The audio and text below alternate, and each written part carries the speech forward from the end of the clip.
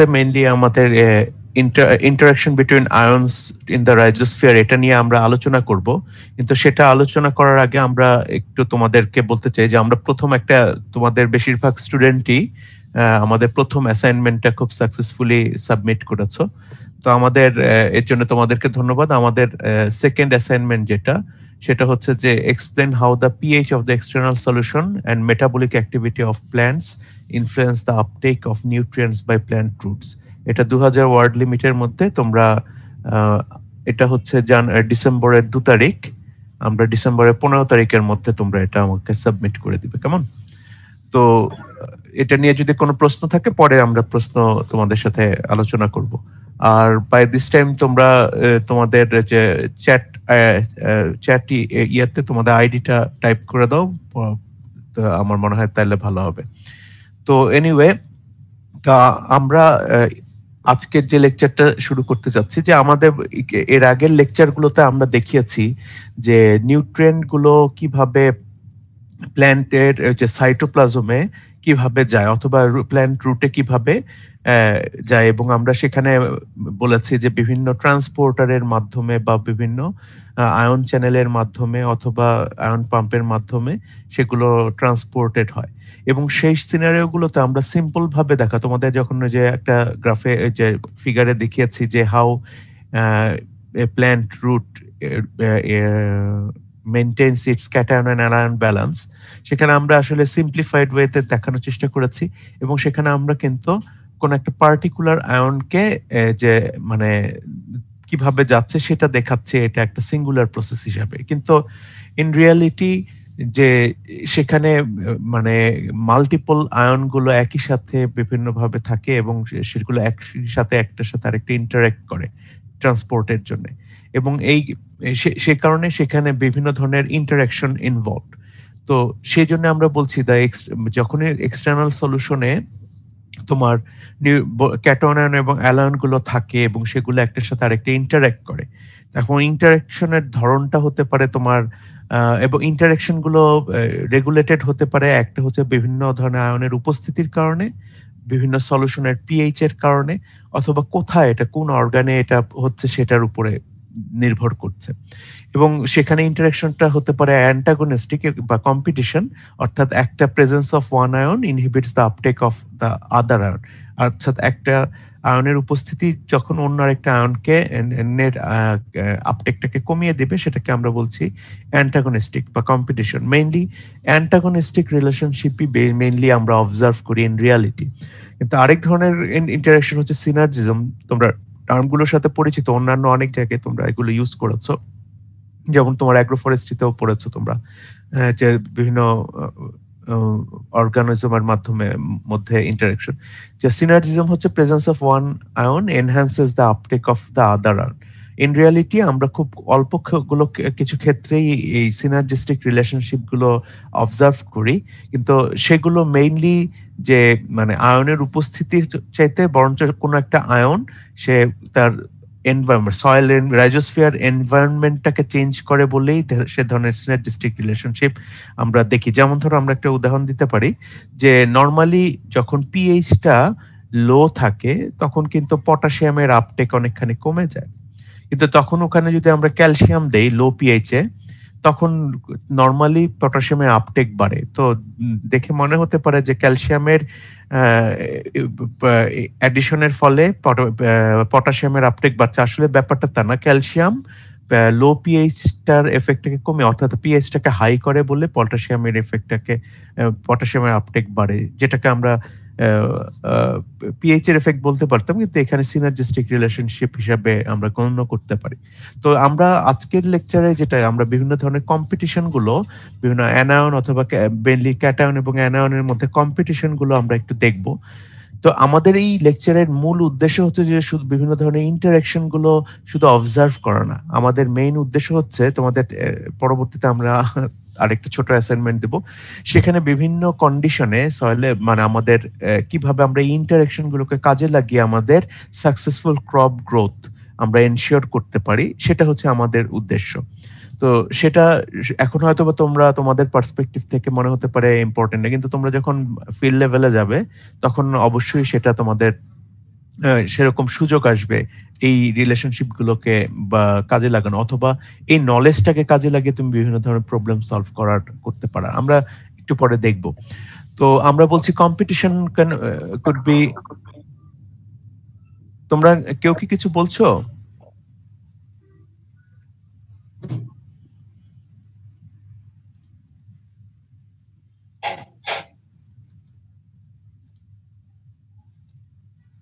আচ্ছা, তো competition cation গুলোর মধ্যে হতে পারে অথবা অ্যানায়ন গুলোর মধ্যে হতে পারে। তা আমরা সাধারণত কম্পিটিশন কম্পিটিশন আয়নগুলোর মধ্যে যখন আমরা দেখি, সাধারণত ওই আয়নগুলি একটার সাথে আরেকটা তোমার ইন্টারেক্ট করবে বা কম্পিট করবে যাদের তোমার যোজ্যতা বা ভ্যালেন্সি একই রকম ভ্যালেন্সি আছে, অথবা তাদের আয়নের ডায়ামিটার সিমিলার।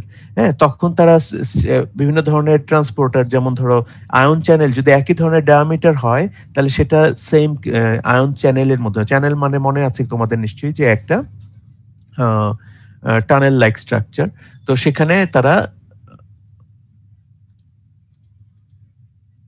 যেখানে আমরা বলছিলাম যে যে চ্যানেলগুলোর ভেতর, একই ধরনের চ্যানেলগুলোর ভেতর দিয়ে যেতে পারবে। তো আচ্ছা, আবার কারো সাধারণত যেমন যাদের ভ্যালেন্সি সেম, যেমন যারা voltage regulated ion transporter, cation transporter হতে পারে। তো তাদের যদি একই ধরনের যোজ্যতা থাকে, যেমন ধরো পটাশিয়াম, রুবিডিয়াম, সিজিয়াম, তাদের প্রত্যেকেরই সিঙ্গেল ভ্যালেন্ট বা মনোভ্যালেন্ট ক্যাটায়ন। তো অনেক আয়নগুলো, অনেক চ্যানেল আছে যেটা পটাশিয়ামের জন্য সেটাকে একই সাথে রুবিডিয়ামকেও কিন্তু ট্রান্সপোর্ট করবে। নর্মালি আমরা দেখি যে আমাদের, তোমাদের যদি পর্যায় সারণীর কথা মনে থাকে যে পিরিয়ডিক টেবিলে দেখো যে সব এই সোডিয়াম, পটাশিয়াম, রুবিডিয়াম, সিজিয়াম সবাই 1A গ্রুপে আছে, এবং তাদের কিছু কিছু তাদের রিয়াকশন মানে এনার্জি সিমিলার বিধায় তো তাদের একই ধরনের রিয়াকশন দেয়, এবং একইভাবে এইগুলো একই ধরনের ট্রান্সপোর্টার গুলোকে ইউটিলাইজ করে মানে আয়নগুলো প্ল্যান্টের সেলে বা আপটেক হয়। তো আমরা যেটা বলতে চাচ্ছি যে প্ল্যান্ট কিন্তু বোঝে না এটাকে পটাশিয়াম না এটা রুবিডিয়াম না এটা সিজিয়াম, এটা এসেনশিয়াল না নন এসেনশিয়াল। মেইনলি তার ফিজিকো কেমিক্যাল প্রপার্টিজ গুলোই তাকে মানে সে আপটেক করবে কি করবে না সেটা ডিটারমাইন করে। এর জন্য একই ধরনের যদি ফিজিকো কেমিক্যাল প্রপার্টিজ গুলো থাকে তাহলে তারা কম্পিট করে। একইভাবে আমরা আরেকটা উদাহরণ দিতে পারি, যেমন যে গ্রুপ 2 এতে যেটা আছে যে ক্যালসিয়াম, স্ট্রনশিয়াম, বেরিয়াম। হ্যাঁ, তো এরা কিন্তু সবাই ডাইভ্যালেন্ট ক্যাটায়ন, এবং তারাও একই সাথে একই ধরনের ট্রান্সপোর্টারের মাধ্যমে তোমার প্ল্যান্টে ঢুকে, যে কারণে তারা একটার সাথে একটার উপস্থিতি আরেকটাতে যে আরেকটাকে ইনফ্লুয়েন্স করে। তো এগুলো হচ্ছে যে মানে জেনারেল যে রুল, যে কম্পিটিশনের জন্য তারা যদি একই ধরনের ফিজিকো কেমিক্যাল প্রপার্টিজ শো করে তাহলে তারা একটার সাথে আরেকটা কম্পিট করবে। কিন্তু তার পাশাপাশি আমরা জানি যে তোমাদেরকে আমরা বলেছি যে এই ধরনের সায়েন্স গুলো হচ্ছে তোমাদের, আমরা এভিডেন্স বেসড সায়েন্স, অর্থাৎ আমরা এখানে যখন উদাহরণ এভিডেন্স গুলো দেখে আমরা তখন সেই থিওরি গুলো মেনলি আমরা এস্টাবলিশ করাই। তো একইভাবে নেচারে আরো বেশ কয়েক ধরনের কম্পিটিশন দেখা যাচ্ছে, যেটা হয়তো বা তারা একই ফিজিকো কেমিক্যাল প্রপার্টিজ না হওয়া সত্ত্বেও হচ্ছে। যেমন আমরা একটা উদাহরণ দিতে পারি যে special type of interaction between ammonium ion এবং পটাশিয়াম আয়ন। অ্যামোনিয়াম আয়ন এবং পটাশিয়াম আয়ন দুইটাই কিন্তু মনোভ্যালেন্ট একটা ক্যাটায়ন, তাই না? তো নর্মালি আমরা যদি সেরকম ধরে যে একই মনোভ্যালেন্সি যেহেতু থাকে, তাহলে আমরা মনে করতে পারি যে তাদের কি পটাশিয়ামের যদি আমরা আপটেকটা, যদি আমরা বেশি করে অ্যামোনিয়াম আয়ন সাপ্লাই করি তাহলে পটাশিয়ামের আপটেক কমবে, অথবা বেশি পরিমাণে পটাশিয়াম আপটেক যদি আয়ন আমরা কোনো একটা রাইজোস্ফিয়ারে অ্যাড করি তাহলে অ্যামোনিয়াম আয়নও আপটেকও কমতে পারে। তো সেই ধারণা থেকে একটা এক্সপেরিমেন্ট কন্ডাক্ট করা হয়েছিল, যে এটা আমরা মার্শনারের তোমার রাফটি এটেল 82 সালে করেছে, কিন্তু আমরা এক্সপ্লেনেশন গুলো অনেক কিন্তু পরে দিয়েছে। আমরা আগেও বলেছি যে সায়েন্স ডেভেলপমেন্ট করার সাথে সাথে আমাদের এক্সপ্লেনেশনটা কিন্তু ওরকম, মানে এখন আমরা ক্লিয়ারলি দিতে পারছি। তো এখানে কি বলেছেন, ওনাদের এক্সপেরিমেন্টটা কি ছিল, যে ওনারা দেখতে চেয়েছেন যে অ্যামোনিয়াম এবং পটাশিয়াম আয়ন তারা একটার সাথে আরেকটা কম্পিটিশনের নেচারটা কেমন। তো ওনারা কি করেছিলেন, ওনারা তোমার বিভিন্ন ধরনের এই যে সলিউশন মানে হাইড্রোপনিক সলিউশন তৈরি করেছিলেন এবং সেখানে মেইজ রুট গুলোকে ওনারা সেখানে তার আয়নগুলোর আপটেক মেজার করেছিলেন। যেমন ওনারা কি করেছিলেন যে অ্যামোনিয়াম সালফেট পয়েন্ট মানে 0.15, 0.5 এবং 5 এবং ইনক্রিজিং ট্রেন্ডে বিভিন্ন কনসেন্ট্রেশনে অ্যামোনিয়াম সালফেট ওনারা সলিউশন তৈরি করেছেন এবং সেখানে ওনারা একটাতে এ ধরনের দু ধরনের ইয়ে করেছেন। একটাতে কি ওনার পটাশিয়াম ছিল আর একটাতে পটাশিয়াম ছিল না, এবং দুই ক্ষেত্রেই পটাশিয়ামের কনসেন্ট্রেশন ছিল 0.15 মিলিমোল। তো ওনারা পরবর্তী দেখেছেন যে যে 8 ঘন্টা যখন প্ল্যান্ট রুটটাকে বা মেইজ রুটটাকে রাখার পর ওনারা পটাশিয়ামের আপটেক মানে পটাশিয়ামের আপটেকটা মেজার করেছেন এবং এখানে দেখাচ্ছেন যে যেখানে পটাশিয়াম ছিল না সেখানে তো পটাশিয়ামের ইনিশিয়াল যে কনসেন্ট্রেশন সেটাই মোরলেস থাকবে, কিন্তু যেখানে পটাশিয়াম দিয়েছেন সেখানে যতই আমরা ইনক্রিজ করেছি অ্যামোনিয়াম আয়নটাকে কনসেন্ট্রেশন বাড়ানোর সাথে সাথে আমরা দেখছি যে পটাশিয়াম আয়নটা ধীরে ধীরে পটাশিয়ামের আপটেকটা ধীরে ধীরে কি কমেছে।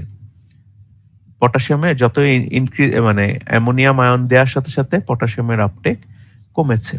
তো কিন্তু যখন অ্যামোনিয়ামের কনসেন্ট্রেশনটা ওনারা মেজার করেছেন, যেখানে পটাশিয়াম ছিল, যতই আমরা অ্যামোনিয়াম বাড়িয়েছি তো সেখানে কিন্তু যে মানে যেখানে পটাশিয়াম ছিল না যে রেটে বেড়েছে, যেখানে পটাশিয়াম আছে সেখানে মোরলেস সিমিলার রেশিওতেই বেড়েছে, সিমিলার রেটেই বেড়েছে। যখন যে পটাশিয়াম নেই সেখানেও অ্যারাউন্ড 7 ছিল, এখানেও 7। যেখানে আমরা অ্যামোনিয়াম আয়ন আরেকটু বাড়াচ্ছি সেখানে একই রেটে সেখানে অ্যামোনিয়াম বেড়েছে। এখানে একটু এদিক ওদিক হয়েছে কিন্তু মোরলেস একই রেঞ্জে আমরা বেড়েছে, এবং যেখানে আমরা বেশি দিয়েছি সেখানেও।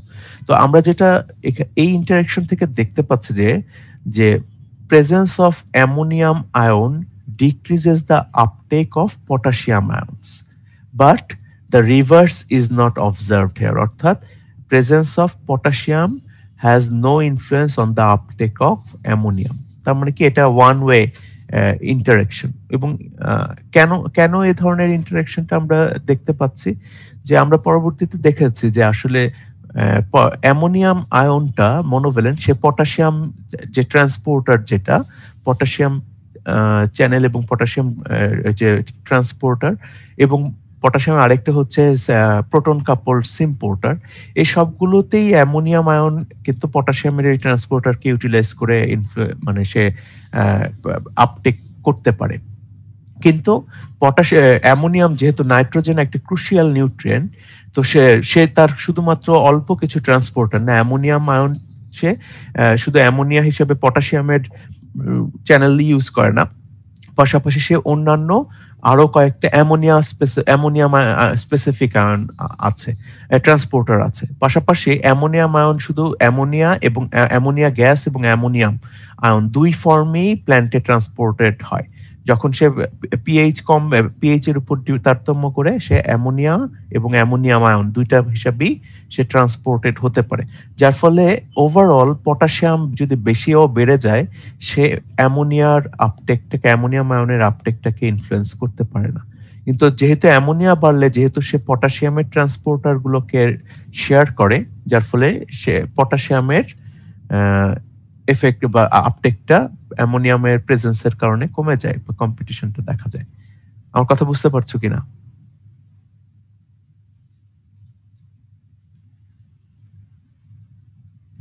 স্যার আরেকবার একটু বলেন স্যার, বুঝিনি ভালোভাবে।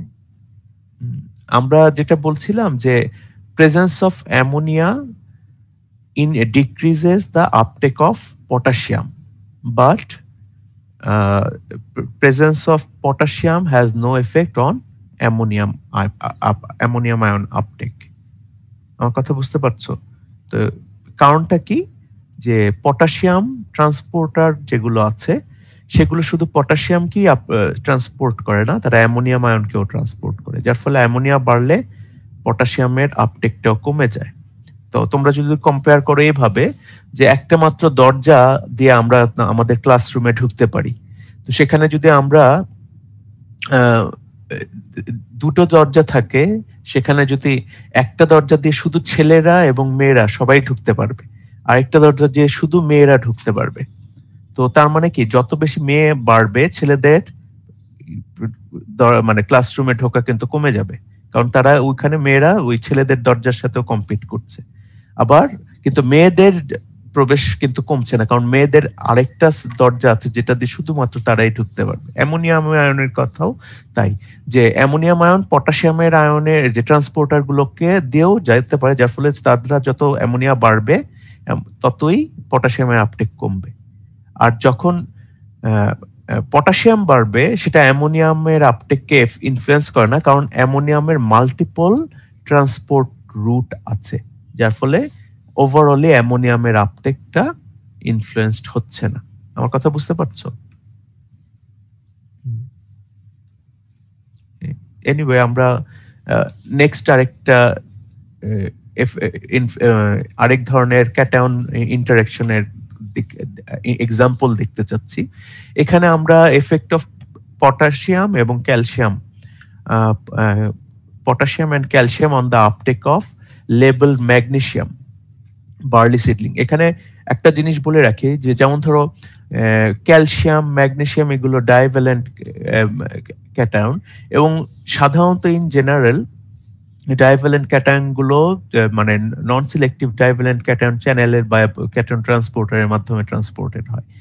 তো এখন কিন্তু আমরা দেখেছি যে এখানে ট্রান্সপোর্টটা যে রুট এবং শুটে, আমি যদি একটু এফেক্টটা একটু দেখাই তোমাদের, যে ওরা একটা এক্সপেরিমেন্ট করেছে যেখানে ম্যাগনেসিয়াম তোমার বার্লি সিডলিং এ যে প্রথমে একটা সলিউশনে শুধুমাত্র ম্যাগনেসিয়াম ক্লোরাইড সাপ্লাই করেছে, পরবর্তীতে আরেকটাতে ম্যাগনেসিয়াম ক্লোরাইডের সাথে ক্যালসিয়াম সালফেট হিসেবে ক্যালসিয়াম সাপ্লাই করেছে, এবং পরবর্তীতে আরেকটা সলিউশনে ম্যাগনেসিয়ামের সাথে ক্যালসিয়াম সালফেট এবং পটাশিয়াম ক্লোরাইড, এই তিনটা সাপ্লাই করেছে। অর্থাৎ একটাতে শুধুই ম্যাগনেসিয়াম আয়ন, আরেকটাতে ম্যাগনেসিয়ামের সাথে ক্যালসিয়াম, আরেকটাতে ম্যাগনেসিয়ামের সাথে ক্যালসিয়াম এবং পটাশিয়াম দুইটাই। তো সেখানে আমরা যদি, ওনারা দেখেছেন যে যেখানে তোমার রুটের যে কনসেন্ট্রেশন ম্যাগনেসিয়ামের ইনিশিয়ালি যে সলিউশনটা, সেখানে 165 পার্ট যখন আমরা দেখছি যে মাইক্রোমোল ম্যাগনেসিয়াম আপটেক হচ্ছে, কিন্তু সেখানে যদি আমরা ক্যালসিয়াম দেই তাহলে সেখানে সে আপটেকটা রুট আপটেকটা কমে যাচ্ছে 165 থেকে কি 115-তে নেমে আসছে, due to the presence of calcium. কিন্তু শুটে যদি আমরা দেখি, শুট যেখানে 82, এখানে কতটুকু, ধরো যে 2/3 কমেছে। কিন্তু যখন শুট আপটেকটা দেখি, যে যেখানে আমরা যে শুটে ম্যাগনেসিয়ামের আপটেকটা 1/4 হয়ে যাচ্ছে, বা ঠিক বা 1/3 হয়ে যাচ্ছে, যখন সেখানে আমরা পটাশিয়াম অ্যাড করি তখন যেখানে 165 এর জায়গায় সেখানে মাত্র 15 মাইক্রোমোল ম্যাগনেসিয়াম আপটেক হচ্ছে, এবং 6.5 মাইক্রোমোল শুটে আপটেক হচ্ছে। তো আবারও একটু বলছি যে তার মানে ইনফ্লুয়েন্সটা কোথায় বেশি, রুটে না শুটে? প্রেজেন্স অফ ক্যালসিয়াম মানে কোথায় বেশি কমিয়ে দিচ্ছে ম্যাগনেসিয়ামকে? শুটে। তো শুটে কমিয়ে দিচ্ছে। তো রুট আপটেক কমছে, কিন্তু সে তুলনায় শুটে আপটেক বেশি কমছে। তো এখন এটার এক্সপ্লেনেশনটা কি? তোমাদের একটু জাস্ট আরেকটা জিনিস বলে রাখি, যে যতগুলো ক্যাটায়ন গুলো আছে তার মধ্যে ম্যাগনেসিয়ামের আপটেকটা খুবই ক্রিটিক্যাল, কারণ ম্যাগনেসিয়াম যে মানে যে কোনো ক্যাটায়ন গুলো, বিশেষ করে যে ক্যালসিয়াম, পটাশিয়াম, ইভেন ম্যাঙ্গানিজ, যখনই তাদের প্রেজেন্স ম্যাগনেসিয়ামের আপটেকটাকে খুব ড্রাস্টিক্যালি রিডিউস করে সয়েল সিস্টেমে। এর জন্য প্ল্যান্ট সাধারণত আমাদের দেশে আমরা আগে খেয়াল করিনি, কিন্তু রিসেন্ট দেখা যাচ্ছে যে ম্যাগনেসিয়ামের রেসপন্স প্ল্যান্টে, বিশেষ করে যে নন সিরিয়াল ক্রপ গুলোতে ম্যাগনেসিয়ামের রেসপন্স খুব প্রমিনেন্ট। যেখানে আমরা ম্যাগনেসিয়াম যদি আমরা অ্যাড করি তাহলে দেখা যাচ্ছে প্ল্যান্টের মানে ফটোসিনথেসিস বা ইল্ড বেশ সিগনিফিকেন্টলি ইনক্রিজ করছে, কেন আমরা পরে আলাপ করবো একটু। তো এখানে আমরা দেখতে পাচ্ছি যে ক্যালসিয়ামের আপটেকটা রুটের ম্যাগনেসিয়ামের আপটেকটা ক্যালসিয়াম দ্বারা রুটের চাইতে শুটে বেশি এফেক্টেড হচ্ছে। কারণটা কি? কারণটা হচ্ছে যে রুটে ম্যাগনেসিয়াম মাল্টিপল ট্রান্সপোর্ট রুট আছে, কিছু কিছু চ্যানেল আছে বা ট্রান্সপোর্ট আছে ম্যাগনেসিয়াম স্পেসিফিক, কিন্তু যে আবার কতগুলো আছে ক্যালসিয়াম এবং ম্যাগনেসিয়াম দুইটাই সে আপটেক মানে দুটাই নিতে পারে সে ধরনের ট্রান্সপোর্টার। কিন্তু রুট থেকে যখন শুটের কম্পার্টমেন্টেশন হয়, অর্থাৎ রুট থেকে যখন শুটে ট্রান্সপোর্ট গুলো হয়, আমরা বলছি প্রত্যেকটা ফেজে কম্পার্টমেন্টেশনে কিন্তু ওইভাবে চ্যানেল গুলো আছে যে, এবং বার্লি সিডলিং এ সেখানে রুট থেকে শুটে যে ট্রান্সপোর্টার সেগুলি একই ট্রান্সপোর্টার ক্যালসিয়াম এবং ম্যাগনেসিয়াম দুইটাকেই ট্রান্সপোর্ট করে। এবং নর্মালি ম্যাগনেসিয়ামের চেয়ে সেই ট্রান্সপোর্টার গুলোর ক্যালসিয়ামের প্রতি অ্যাফিনিটি বেশি, যার ফলে যে পরিমাণে আমরা রুটে যখন আমরা সয়েল থেকে রুটে যখন যাচ্ছে তখন যেহেতু ম্যাগনেসিয়ামের অল্টারনেট আয়ন চ্যানেল গুলো আছে, যে কারণে কিছুটা কমলেও বেশি কমে না। কিন্তু রুট থেকে শুটে যখন ট্রান্সপোর্টেড হবে তখন তাদেরকে অবশ্যই শেয়ার ট্রান্সপোর্টার ইউজ করে, যার ফলে কম্পিটিশনটা ক্যালসিয়ামের বললাম অ্যাফিনিটি বেশি, যে কারণে ম্যাগনেসিয়ামের uptake drastically root to shoot transport কমে যায়। কথা বুঝতে হবে। এবং পটাশিয়াম যদি থাকে, পটাশিয়াম ওই সিমিলার মানে নন সিলেক্টিভ ক্যাটায়ন চ্যানেল গুলোতে পটাশিয়ামের আপটেক হয়, তার ফলে কি ম্যাগনেসিয়ামের আপটেক ওভারঅল আরো কমে যায় যেহেতু কম্পিটিশনের কারণে।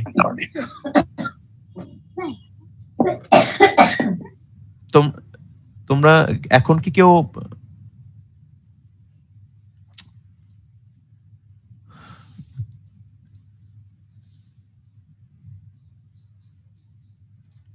আচ্ছা, তো আবারও আমরা বলছি যে ম্যাগনেসিয়ামের ট্রান্সপোর্ট রুটে কমে যায় যেহেতু শেয়ার ট্রান্সপোর্টার আছে, তার পাশাপাশি ম্যাগনেসিয়ামের কিছু সিঙ্গেল ট্রান্সপোর্টার আছে, রুটে আপটেক কিছুটা কমলে কম্পিটিশনের কারণে কমে, কিন্তু root to shoot transport drastically কমে, কারণ সেখানে মেইনলি ক্যালসিয়াম ম্যাগনেসিয়াম শেয়ার ট্রান্সপোর্টারই বেশি। তো ওকে, আচ্ছা, সেকেন্ডলি আরেকটা ট্রান্সপোর্ট আমরা ইন্টারেকশন দেখি, এটা হচ্ছে ম্যাগনেসিয়াম এবং ম্যাঙ্গানিজের ইন্টারেকশন। যে এখানে আমরা বলছি যে নর্মালি আমরা যেখানে আমরা যদি কোনো একটা নিউট্রিয়েন্ট সলিউশনে ম্যাগনেসিয়াম নির্দিষ্ট কনসেন্ট্রেশনে আছে, তো সেখানে যদি আমরা ম্যাঙ্গানিজের পরিমাণ ধীরে ধীরে বাড়াই তাহলে সেটা ম্যাগনেসিয়ামের আপটেককে কিভাবে ইনফ্লুয়েন্স করে। তো এখানে আমরা জাস্ট যদি আমরা বলি যে প্রথম সলিউশনের ম্যাঙ্গানিজ আমরা সাপ্লাই করেছি 1.8 মাইক্রোমোল, সেকেন্ডটাতে 90 মাইক্রোমোল এবং থার্ডটাতে 275 মাইক্রোমোল। তোমাদের আচ্ছা, কি বলছিলাম আমরা, যে ম্যাঙ্গানিজের কনসেন্ট্রেশন যদি বাড়ে এবং পরবর্তীতে আমরা ম্যাগনেসিয়ামের এবং ম্যাঙ্গানিজের আপটেকটা যদি অবজার্ভ করি, যেমন ম্যাঙ্গানিজ যদি ম্যাগনেসিয়াম প্রথমে যেখানে 1.8 আছে সেখানে 122 মাইক্রোমোল আপটেক হয়েছে, এবং যখন আমরা সেখানে আমরা কত গুণ বাড়িয়েছি ম্যাঙ্গানিজ 50 টাইমস যদি ইনক্রিজ করি তাহলে ম্যাঙ্গানিজের আপটেক যে 2/3 হয়ে যাচ্ছে ম্যাগনেসিয়ামের আপটেক, এবং ম্যাঙ্গানিজের আপটেক কিছুটা বেড়েছে। কিন্তু যখন আমরা ম্যাঙ্গানিজের আপটেক কনসেন্ট্রেশন আরো বাড়াই, ম্যাঙ্গানিজের আপটেক কিন্তু খুব একটা বাড়ে না, কিন্তু ম্যাগনেসিয়ামের আপটেকটাকে কমিয়ে দেয়। এর মেইন কারণ হচ্ছে ম্যাঙ্গানিজ কিন্তু ম্যাগনেসিয়ামের ট্রান্সপোর্টার ইউজ করছে না, কিন্তু ম্যাগনেসিয়ামের ট্রান্সপোর্টারকে ইনঅ্যাক্টিভ করে দিচ্ছে, যার ফলে মানে ম্যাঙ্গানিজের উপস্থিতির কারণে ম্যাগনেসিয়ামের এফেক্ট আপটেক কমে যাচ্ছে। আবারও বলছি যে ম্যাঙ্গানিজের প্রেজেন্স, ম্যাঙ্গানিজ কোন একটা ট্রান্সপোর্টারের জন্য ম্যাগনেসিয়ামের সাথে কম্পিট করে না, কিন্তু ম্যাঙ্গানিজ যেটা করে ম্যাগনেসিয়ামের ট্রান্সপোর্টারটাকে ইনঅ্যাক্টিভ করে দিচ্ছে, যার ফলে ম্যাগনেসিয়ামের আপটেকটা ইনহিবিটেড হয় এবং presence of manganese decreases the overall uptake of magnesium. তো আমরা যেটা দেখতে পাচ্ছি যে ম্যাগনেসিয়াম একটা নিউট্রিয়েন্ট যেটা শুধুমাত্র মানে ম্যাক্রোনিউট্রিয়েন্ট যেমন ক্যালসিয়াম বা পটাশিয়াম দ্বারাই এফেক্টেড হয় না, মাইক্রোনিউট্রিয়েন্ট যেমন ম্যাঙ্গানিজের উপস্থিতির দ্বারাও তার ওভারঅল রুট আপটেক বা সে কমে যায়, অর্থাৎ কম্পিটিশনটা খুব অ্যান্টাগনিস্টিক রিলেশনশিপটা খুব প্রকট। তো তাহলে সেই ক্ষেত্রে আমরা বলতে পারি যে আমাদের তোমাদেরকে জন্য প্রশ্ন, এখন তোমরা আনমিউট করে নিতে পারো আর তোমাদের একটু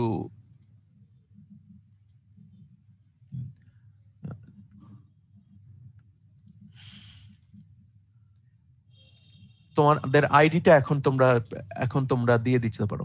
তোমাদের 236 জন আছো, তোমাদের আইডিটা এখন তোমাদের অ্যাড করে দাও। আচ্ছা, তো এখানে তোমাদের কাছে প্রশ্ন যে ম্যাগনেসিয়ামের নিউট্রিশনটা হচ্ছে আমাদের ক্রুশিয়াল, যে কারণে আমরা দেখছি যে সেটা সয়েল সিস্টেমে শুধু ক্যাটায়ন এবং ম্যাক্রোনিউট্রিয়েন্ট এবং মাইক্রোনিউট্রিয়েন্ট দুইটা দ্বারাই তার আপটেকটা কমে যাচ্ছে। তাহলে সেক্ষেত্রে তোমরা কি আমাকে বলতে পারো যদি আমরা, এবং ম্যাগনেসিয়াম কিন্তু তোমার ক্লোরোফিলের একটা ইম্পর্টেন্ট কনস্টিটিউয়েন্ট, এবং তোমরা জানো যে ম্যাগনেসিয়াম ফটোসিনথেসিসকে ডাইরেক্টলি ইনফ্লুয়েন্স করে। আবার যে কারণে আমরা বলতে পারি যে এখন ম্যাগনেসিয়ামের যদি ডেফিসিয়েন্সি দেখা দেয় তাহলে ওভারঅল ফটোসিনথেসিস কমে যাবে এবং আমাদের ফটোসিনথেট অর্থাৎ ইল্ড রিডিউস হবে। তো ক্রুশিয়াল এই নিউট্রিয়েন্টটাকে যদি আমরা ম্যানেজ করতে চাই তাহলে কিভাবে ফার্টিলাইজার ম্যানেজমেন্টটা কেমন হলে আমরা সাকসেসফুলি ম্যাগনেসিয়াম নিউট্রিশন প্ল্যান্টে মেনটেন করতে পারবো, বলতে পারবে? তোমরা আনমিউট করে বলতে পারো।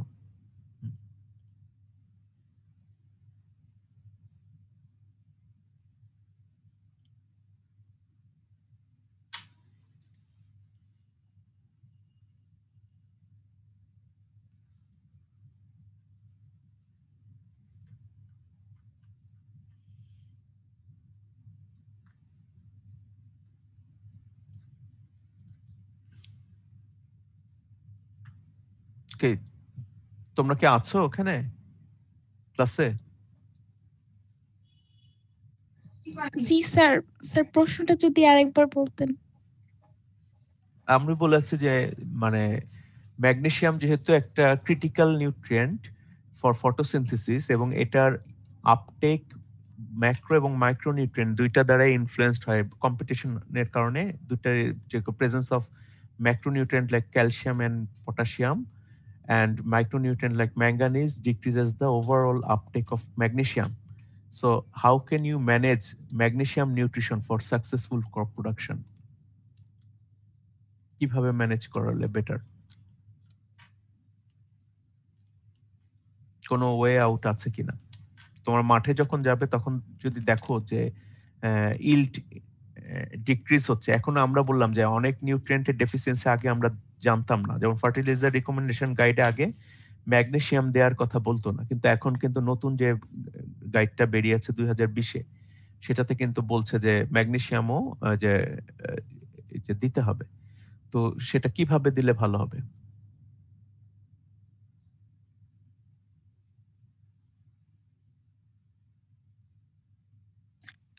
স্যার আমরা জানি যে নিউট্রিয়েন্ট পিএইচ দ্বারা ইনফ্লুয়েন্স হয়। যদি আমরা এমন করি যে এমন পিএইচ ক্রিয়েট করি যাতে পটাশিয়াম বা আদার্স যেগুলো ইনফ্লুয়েন্স করে ম্যাগনেসিয়াম আপটেককে, সেগুলো যদি ইনহিবিট করতে পারি তাহলে তো ম্যাগনেসিয়াম আপটেক হবে। তার মানে তুমি বলছো যে পটাশিয়াম বা ক্যালসিয়াম মানে কমিয়ে দিবে তাদের সাপ্লাই? না, যদি কমাতে না পারি, যদি পিএইচ দ্বারা যদি ইনহিবিট করতে পারি আদার্স নিউট্রিয়েন্ট আপটেককে, সেক্ষেত্রে তো আলটিমেটলি যেমন তোমরা যে পিএইচটাকে যখন কমিয়ে দিবা, পিএইচ টা কোন একটা কেমিক্যাল স্পিসিসের প্রেজেন্সটা ইনফ্লুয়েন্স করে। যখন পিএইচ ক্যালসিয়াম, পটাশিয়াম এবং ম্যাগনেসিয়াম দুইটাই হাই পিএইচ, তিনটাই হাই পিএইচ অর্থাৎ অ্যালকালাইন কন্ডিশনে বেশি সলিউবল থাকে এবং আপটেক হয়ে থাকে। তো তার মানে তোমরা কি মানে যখন পিএইচটাকে কমিয়ে দিবা ম্যাগনেসিয়ামের অ্যাভেলেবিলিটিও কমে যাবে। ফোলিয়ার অ্যাপ্লিকেশন করা যায় কি?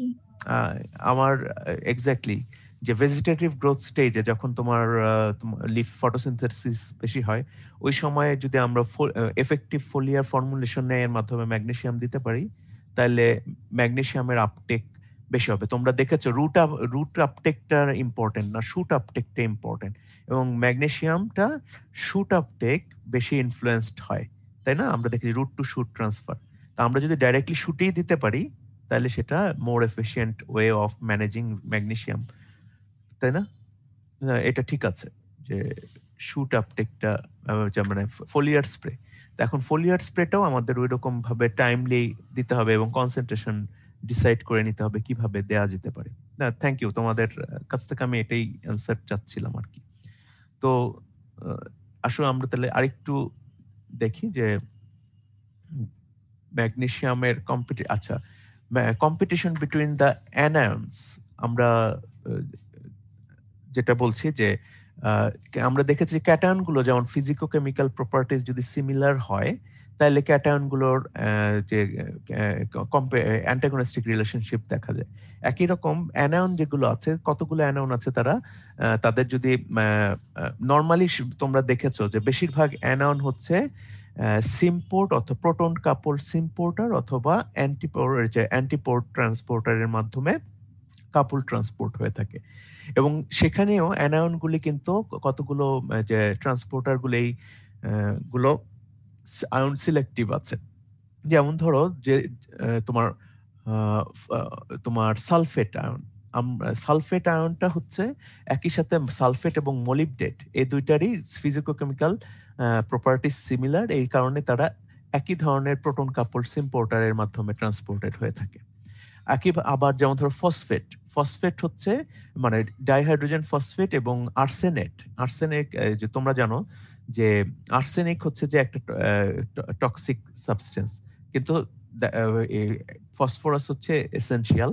কিন্তু ওরা দুইজনে যে ফিজিকোকেমিক্যাল প্রপার্টিজ যেহেতু সিমিলার, তারা সিমিলার ট্রান্সপোর্টার ইউজ করে, অর্থাৎ প্রোটন কাপল ফসফেট ট্রান্সপোর্টারকে সে আর্সেনেটকেও মানে ট্রান্সপোর্টেড হতে পারে।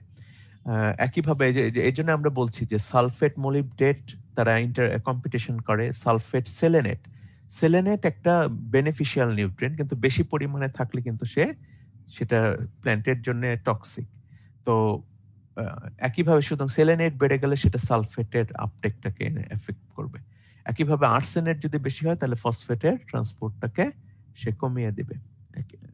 ঠিক আছে? তো আমরা বলতে পারি যে এ ধরনের কম্পিটিশন রিলেশন আছে। আমরা মোলিবডেনাম কিন্তু একটা মাইক্রোনিউট্রিয়েন্ট এসেনশিয়াল, কিন্তু মোলিবডেনাম যদি বেশি হয়ে যায় তাহলে মোলিবডেনাম টক্সিসিটি দেখা যায়। আমরা বছর দেড়েক আগে একটা এক্সপেরিমেন্ট করেছিলাম যেটা মেইনলি হুইটে যেহেতু আমরা মানুষের জন্য সেলেনেট একটা এসেনশিয়াল নিউট্রিয়েন্ট এলিমেন্ট, এবং সেলেনেট যদি কম আমরা সেলেনিয়াম যদি কম খাই তাহলে আমাদের ইমিউন সিস্টেম এফেক্টেড হয়, এবং ক্যান্সারের এগেনস্টে আমাদের ইমিউনিটি সেলেনেট হেল্প করে ক্যান্সারের এগেনস্টে যুদ্ধ করতে আমাদের সেলেনিয়াম। এবং আমরা 2015-তে একটা কাজ করেছিলাম যেখানে আমরা দেখেছি যে ওভারঅল বাংলাদেশের মানুষের সেলেনিয়াম তোমার সাপ্লাই খাবারে যেহেতু কম, এর জন্য আমাদের যে ডিজায়ার্ড 55 মাইক্রোগ্রাম পার ডে আমরা পাচ্ছি না, মাত্র 25 থেকে 30 মাইক্রোগ্রাম পার ডে আমরা পাচ্ছি। তো আমরা তখন একটা এক্সপেরিমেন্ট সেট করি কিভাবে সেলেনিয়াম ফর্টিফাই করা যায়। সেখানে আমরা রাইস এবং হুইটে সেলেনিয়াম সাপ্লাই কিভাবে বাড়ানো যায় সেটা আমরা অলরেডি একটা রিসার্চ করেছি। তো সেখানে আমরা একটা এক্সপেরিমেন্টে আমরা হুইটে কম্পারেটিভলি একটু বেশি সেলেনিয়াম দিয়ে দিয়েছিলাম, এবং পরবর্তীতে দেখা গেল যে ওই অতিরিক্ত সেলেনিয়ামের কারণে যে প্রত্যেকটা গ্রেইনে সালফার, মানে প্রত্যেকটা গ্রেইন ইনফ্লোরেসেন্স পুরো হলুদ হয়ে গেছে। এবং পরবর্তীতে আমরা দেখেছি যে এখানে সালফার নিউট্রিশন, সালফেটের আপটেক অনেকখানি কমে গেছে। আমরা পরবর্তীতে ক্যালিব্রেট করে কমিয়ে নিয়ে এসেছিলাম, কিন্তু দেখা যাচ্ছে যে সেলেনিয়াম যদি একটু বেশি হয়ে যায় তাহলে সালফার নিউট্রিশন খুবই মানে এফেক্টেড হয়, এবং সেক্ষেত্রে আমাদের প্রোটিন ডিপোজিশন যেগুলি প্রোটিন সিনথেসিসটা কমে আসে। তো এর জন্য যে টক্সিক এফেক্ট আমরা দেখতে পাই। একইভাবে ফসফেটের কথা আমরা পরে আলাপ করব। তো আমরা বলছি যে এই ধরনের আয়নগুলো যদি একই সাথে থাকে তাহলে তারা একটার সাথে আরেকটা কম্পিট করে, যেহেতু তাদের একই ধরনের ট্রান্সপোর্টার ইউজ করে। তো এর পাশাপাশি আরো করে তোমার আমরা বলছি যে এখানে এটা আমরা আলাপ করেছি, আমরা ফসফেট, আর্সেনেট এবং phosphate are taken up by the same transport system in both and lower and higher plants. সবগুলো ধরনের প্ল্যান্ট আমরা this lead to excessive uptake and toxicity of arsenic in growing plants আছে in soil with high arsenic level. আচ্ছা, যাই হোক, আমরা যেটা বলতে চাচ্ছি, আমার পিএইচডি লেভেলে আমরা এমন একটা মানে প্ল্যান্ট বা ট্রান্সপোর্টার আমরা খুঁজছিলাম যে ট্রান্সপোর্টারটা শুধু আর্সেনিককে ট্রান্সপোর্ট করবে কিন্তু ফসফরাসকে করবে না, অথবা শুধু ফসফরাসকে করবে আর্সেনিককে করবে না। তা আমরা প্রায় 2200 মিউট্যান্ট খুঁজেও ওরকম পাইনি, এবং দু একটা প্ল্যান্ট পেয়েছি যেখানে আর্সেনিক ট্রান্সপোর্টার হয় না। কিন্তু পরবর্তীতে আমরা যখন সেটাকে গ্রো করেছি, এখন ছবি নিয়ে এসে দেখাতে পারলে ভালো হতো, কিন্তু কয়েকদিন পর দেখা গেল যে সেই প্ল্যান্টটা আর সার্ভাইভ করছে না, কারণ আলটিমেটলি সেটা ফসফরাসকেও ট্রান্সপোর্ট করছে না। আর ফসফরাস ছাড়া প্ল্যান্ট আসলে একদমই বাঁচবে না, কারণ তোমরা জানো যে এটা এটিপি সিনথেসিস হবে না বা গ্রোথ স্টান্টেড হয়ে যাবে, এটা তো জানোই। তো আলটিমেটলি যদি কেউ ও ধরনের একটা ট্রান্সপোর্টার বের করতে পারে, তাহলে আমাদের যে আর্সেনিক কন্টামিনেটেড সয়েলগুলোতে ওই প্ল্যান্টটা আমরা সাকসেসফুলি গ্রো করব, কারণ সেখানে যদি আর্সেনেট কে ট্রান্সপোর্ট করে না এমন একটা প্ল্যান্ট যদি দেই, তাহলে আমরা প্ল্যান্টটা সাকসেসফুলি গ্রো করবে, কিন্তু তার এডিবল পার্টে কোনো আর্সেনিক থাকবে না। এ ধরনের হতে পারে, কিন্তু আমরা এখনো পাইনি আর কি। তো এর পাশাপাশি আরো কয়েক ধরনের তোমার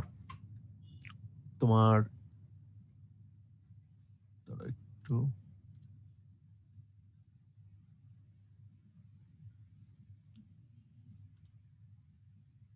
স্যার বলো। স্যার বলছিলেন যে ম্যাঙ্গানিজ ম্যাগনেসিয়ামের ট্রান্সপোর্টার সিস্টেমকে ইনঅ্যাক্টিভ করে। স্যার এটা ইনঅ্যাক্টিভ কিভাবে করবে? তোমাদের প্রত্যেকটা ট্রান্সপোর্টার তাদের অ্যাক্টিভেশন, মানে তো সেটা আমি বলেছি যে একটা সিনারিও, সে একটা নির্দিষ্ট ইলেকট্রোকেমিক্যাল গ্রেডিয়েন্ট বা ইলেকট্রিক পোটেনশিয়াল তৈরি করে। তো এবং সে কতখানি সে পোটেনশিয়ালটা তৈরি করবে কিনা এটা এখন একটা জিন দ্বারা ট্রিগার্ড হয়। এখন জিনের এক্সপ্রেশন যদি সে বন্ধ করে দেয়, তাহলে সে ওই ট্রান্সপোর্টার অ্যাক্টিভেট হবে না। আমার কথা বুঝতে পারছো? তো ম্যাগনেসিয়ামের এক্সেস ম্যাগনেসিয়াম তাদের ওই আইদার ওই জিন এক্সপ্রেশনটাকে ডিলে করে অথবা ইনঅ্যাক্টিভ করে দেয়, যার ফলে সে আলটিমেটলি ম্যাগনেসিয়ামের ট্রান্সপোর্টার ওপেন হয় না, ম্যাগনেসিয়াম আপটেক হয় না। আমার কথা বুঝতে পারছো? জি স্যার, বুঝতে পারছি। আচ্ছা, থ্যাংক ইউ। আচ্ছা, আবার একটু আসি ধরো। আচ্ছা, আমরা আরো কয়েক ধরনের অ্যানায়ন যে কম্পিটিশন আমরা দেখতে পারি, যে একটু পরে আমরা তোমাদেরকে আরেকটা প্রশ্ন দিব, যে আমরা একটু আগে তোমাদের বলেছি না ম্যাগনেসিয়াম কিভাবে যে ম্যানেজ করবে, এটা কিন্তু গতবার তোমাদের ফাইনালে কোশ্চেন এসেছিল তোমার লাস্ট ইয়ারে। তো এখন আরেকটা প্রশ্ন, সেটাও হয়তো বা কোনো একবার এসেছে বা আসতে পারে। আমরা যদি দেখি, আমরা কি শেয়ার স্ক্রিনে পাওয়ার পয়েন্ট দেখতে পাচ্ছি? হ্যাঁ, দেখতে পাচ্ছি। আচ্ছা, এনিওয়ে, যে এখানে আমরা দেখতে পাচ্ছি যে দুইটা মনোভ্যালেন্ট অ্যানায়ন, ক্লোরাইড এবং নাইট্রেট, যে তাদের মধ্যে ইন্টারঅ্যাকশনের ধরনটা কি। তো আমরা দেখি যে nitrate effect of nitrate concentration in the nutrient solution on chloride content in root and shoot of barley plants. তো আমরা সেখানে যদি দেখি যে ক্লোরাইড যদি আমরা 1 মিলিমোল রাখি এবং সেখানে যদি নাইট্রেট ধীরে ধীরে বাড়াই, তাহলে রুটে ক্লোরাইডের আপটেক এবং শুটে আপটেকটা কেমন সেটা। তো প্রথমে যদি আমরা দেখি রুটে, যতই আমরা নাইট্রেট বাড়াচ্ছি ক্লোরাইডের আপটেক কিন্তু ততই ধীরে ধীরে কমে যাচ্ছে, কিন্তু সে এফেক্টটা কিন্তু শুটে কম্পারেটিভলি কম। অর্থাৎ যখন 1 মিলিমোল 0 থাকে 93, সেখানে আস্তে আস্তে নাইট্রেট যতই বাড়াবো আমরা শুটে তার এবং রুটে দুই ক্ষেত্রেই আমাদের ক্লোরাইডের কনসেন্ট্রেশন কমে যাবে, তবে রুটে এটা বেশি প্রমিনেন্ট। তো অর্থাৎ আমরা যেটা বলতে চাচ্ছি যে তোমার নাইট্রেট এবং ক্লোরাইড দুইটাই কিন্তু সিমিলার যে সিম্পোর্ট ট্রান্সপোর্টার ইউজ করে, এবং যেখানে আমরা নাইট্রেটের কনসেন্ট্রেশন বাড়লে ক্লোরাইডের ওভারঅল কোথায় গেল, ওভারঅল আপটেক, রুটে আপটেকটা কমে আসে সিগনিফিক্যান্টলি। তো এই ধরনের সিনারিও কোথায় হতে পারে আমাদের দেশে?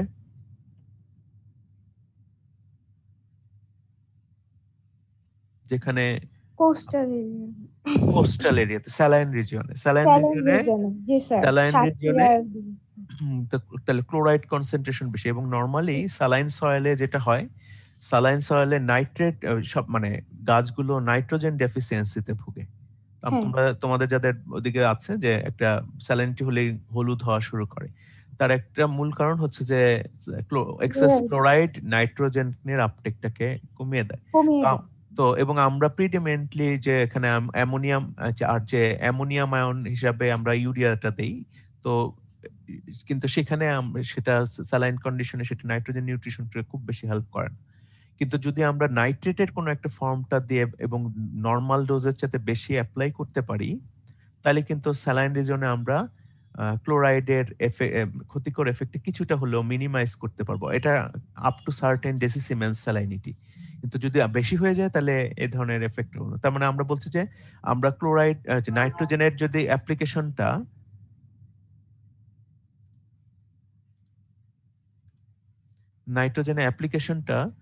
নাইট্রেট ফর্মে দেই, যেমন পটাশিয়াম নাইট্রেট বা অ্যামোনিয়াম নাইট্রেট ফর্মে দেই, এবং সেটা যদি কম্পারেটিভলি ডোজে বেশি দিই, তাহলে একটু বেশি দিই, তাহলে ক্লোরাইডের ক্ষতিকর এফেক্টটা কিছুটা কম আসবে। আচ্ছা, দেন in saline soil, the competition effect of chloride on nitrate uptake may impair nitrogen nutrition of the plants. Increasing nitrate supply can be an effective means to improve the nitrogen nutritional status of the plant and simultaneously prevent chloride toxicity in sensitive plant species. Okay. আচ্ছা, তো আমরা এমনিতে যদি আমরা কম্পিটিশনের যে summary যদি করি, the examples of strong competitions between potassium and rubidium between anions and between anions sulfate and selenate demonstrate that selectivity of the bindings transporters in the root plasma membrane is not a reflection of the role of a given mineral element in plant metabolism but merely a reflection of the physicochemical similarities between ions. অর্থাৎ যেটা আমরা বলতে চাচ্ছি যে potassium essential বা sulphate essential, সে তুলনায় rubidium বা সেলেনেট essential না, কিন্তু তারপরও প্ল্যান্ট যদি সেলেনেট অথবা রুবিডিয়াম থাকে তাহলে পটাশিয়ামের বদলে সেগুলোকেই নেয়।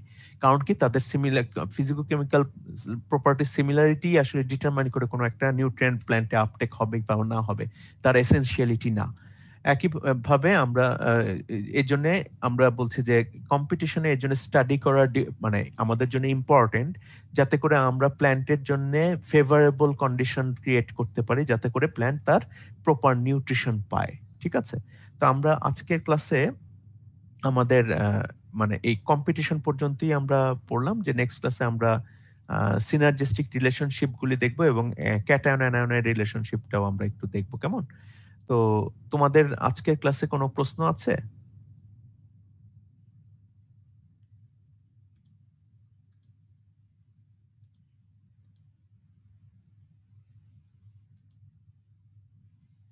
তোমাদের আচ্ছা প্রশ্ন নেই? তাহলে আমরা তোমাদের অ্যাসাইনমেন্টটা নিয়েই আমরা জাস্ট বলছিলাম যে তোমাদের অ্যাসাইনমেন্টটা আমরা কি ডিসেম্বরের 15 তারিখের মধ্যে তোমরা আমাদেরকে সাবমিট করবে।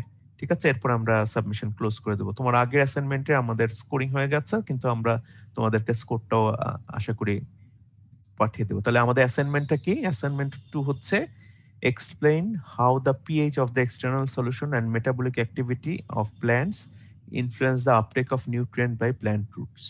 এবং তোমরা এই অ্যাসাইনমেন্টটা করার জন্য তোমাদের জাস্ট তোমাদের বইটা তো আমরা দিয়ে দিচ্ছি, যে Marschner's mineral nutrients of higher plants, এই বইটাই ইউজ করবে। ঠিক আছে, পেজ নাম্বারটা একটু বলে দিলে ভালো হতো। সেটার জন্য তো তুমিই আছো, তাই না? স্যার এত বড় বই তো এই জন্য একটু তুমি একটা একটা করে পেজে যাও, শুরুতেই পেয়ে যাবা। ঠিক স্যার আছে? বলছিলাম ক্লোরাইডের সাথে নাইট্রেট আয়নের যে রিলেশনটা, যে ক্লোরাইডের কনসেন্ট্রেশন নাইট্রেট এর আপটেককে বাধা দান করে, এটা কি স্যার অ্যামোনিয়াম আয়ন যদি হয়, যদি আমরা অ্যামোনিয়ামের মাধ্যমে নাইট্রোজেন সাপ্লাই দিতে চাই, সেক্ষেত্রেও কি এটা হবে? তো ওভারঅলি আমরা মানে অ্যামোনিয়াম আয়ন এবং নাইট্রেট আয়ন দুইটাই মানে কম্পারেটিভলি ইনফ্লুয়েন্সড হয়, তবে অ্যামোনিয়াম আয়নের তোমার সোডিয়ামের সাথে এটার রিলেশনশিপ আছে, আমরা একটু পরে দেখব। এটা ক্রপ টু ক্রপ ভ্যারি করে, যেটা অ্যামোনিয়ামের আপটেকটাকে ইনফ্লুয়েন্স করে, সোডিয়াম, এক্সেস সোডিয়াম। তো সেক্ষেত্রে নাইট্রেট হচ্ছে যে better option for supplying nutrients in the saline region, better option. আমাদের দেশে ইউরিয়া বেশি ব্যবহৃত হয়, কিন্তু নর্মালি কিন্তু আমেরিকা বা যে আমরা বলছি পশ্চিমা বিশ্বে কিন্তু ফার্টিলাইজার হিসেবে তারা নাইট্রেট ফর্মটাকে বেশি প্রেফার করে। আমরা একটা দেই এক্সাম্পল, তোমার প্রশ্নটা আসলে যৌক্তিক, যে তোমরা জানো যে প্ল্যান্টে নাইট্রেট এবং অ্যামোনিয়াম দুইটাই ফর্মই অ্যাভেলেবল, কিন্তু কতগুলো প্ল্যান্টগুলো কিন্তু কতগুলো আছে নাইট্রেট লাভিং, কতগুলো আছে অ্যামোনিয়াম লাভিং। এবং নাইট্রেট যে অ্যামোনিয়াম যে প্রিমিডেন্ট যে প্রেফার করে যেসব প্ল্যান্ট, সেগুলো নর্মালি রিডিউসড কন্ডিশন অর্থাৎ ওয়াটার লক কন্ডিশন, যেখানে নাইট্রেট প্রিভেইল করে বা অ্যামোনিয়াম বেশি প্রিভেইল করে, যেমন রাইস প্ল্যান্ট অ্যামোনিয়াম আয়ন বেশি পছন্দ করে, কারণ অ্যামোনিয়া সেখানে বেশি প্রিভেইল করে। কিন্তু যেগুলি ড্রাইল্যান্ড ক্রপ কম্পারেটিভ, যেখানে স্ট্যান্ডিং ওয়াটার প্রেফার করে না, সেখানে কিন্তু নাইট্রেট প্রিভেইল করে বেশি, যার ফলে সেখানে নাইট্রোজেনের যে সাপ্লাইটা নাইট্রেট ফর্মে দিলে সেটা বেশি রেডিলি সাপ্লাইড হবে। আমার কথা বুঝতে পারছো? তো এবং অনেকগুলো প্ল্যান্টে যে আমরা দেখেছি যে লিগুম ক্রপগুলি বা এগুলি নাইট্রেট বেশি প্রেফার করে। তো সেক্ষেত্রে নাইট্রেট ফর্মে দেওয়াটা ওইসব ক্রপের জন্য, আমরা যেহেতু আমরা নাইট্রোজেন আলটিমেটলি আমরা ইউরিয়া অ্যাপ্লাই করলে সেটা কিন্তু আলটিমেটলি নাইট্রেট ফর্মেই মাইক্রোবগুলোকে মেডিয়েট করে নাইট্রেট ফর্মে নিতে। ইউরিয়াটা দিলে নাইট্রেট ড্রাই কন্ডিশনেও হয়, কিন্তু সেটা নাইট্রোজেনের সাপ্লাইটা অনেক ক্ষেত্রে তোমার রেডিলি না, ট্রান্সফরমেশনের মাধ্যমে আসে আর কি। তো যে কারণে মানে আমি প্রেফার করব যে নাইট্রেটস নিউট্রিশনটা স্যালাইন কন্ডিশনে ড্রাইল্যান্ড ক্রপের ক্ষেত্রে, কিন্তু রাইসের ক্ষেত্রে ইউরিয়াই বেটার, তাই না? তোমার উত্তরটা হচ্ছে মানে অ্যামোনিয়াম ফর্মটা আমরা দিলেও হবে, তো সেক্ষেত্রে সেটা সোডিয়ামের সাথে বেশি, সোডিয়াম পটাশিয়ামের সাথে বেশি ইন্টারঅ্যাক্ট করে। আমরা সামনে আরেকটা দেখাবো, আমরা দেখাবো। আচ্ছা আচ্ছা, আর কোনো প্রশ্ন আছে? যদি প্রশ্ন না থাকে, আমাদের যদিও সময় আছে, তোমরা না থাকলে আমি ক্লোজ করে দিব আর কি। আর তোমাদের অ্যাসাইনমেন্টটা আবারও বলছি, আমি ওখানে যে গুগল ক্লাসরুমে দিয়ে দিব, যে তোমাদের বেশ মানে 2-4 জন গুগল ক্লাসরুমে টাইমলি আগের অ্যাসাইনমেন্টটা সাবমিট করোনি, পরে আমাকে মেইল করে দিয়েছো, এরকম আছে না?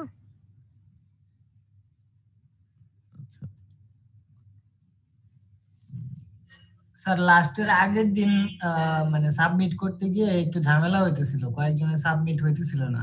ওরা আমার সাথে পার্সোনালি যোগাযোগ করেছে, কিন্তু যে কয়েকজন হচ্ছে পরে সাবমিট আমাকে মেইল করে পাঠিয়েছে। এনিওয়ে আমরা দেখি, এটা আমরা ডেডলাইনটা মেনটেন, আমি বলছি না যে তারা অ্যাকসেপ্টেড হবে না, তাদের নিব না, এটা ব্যাপার না, কিন্তু ডেডলাইনটা তো মেনটেন করাটা ভালো, কেমন? এটা আর তোমাদের আজকে যে অ্যাসাইনমেন্টটা দিয়েছে এটা কিন্তু খুব বেশি, আগেরটাও খুব বড় ছিল না, এটাও বেশি বড় না, তবে তোমাদের জাস্ট একটু ওই টেক্সটগুলো একটু পড়ে এটাকে সামারাইজ করতে হবে। ওকে, ঠিক আছে স্যার? বলো স্যার পটাশিয়াম আর অ্যামোনিয়ামের যে মানে স্যার ইনফ্লুয়েন্সটা, ওটা কি স্যার একটু আরেকবার স্লাইডটা দেখি একটু স্যার বলা যাবে? আচ্ছা দেখি,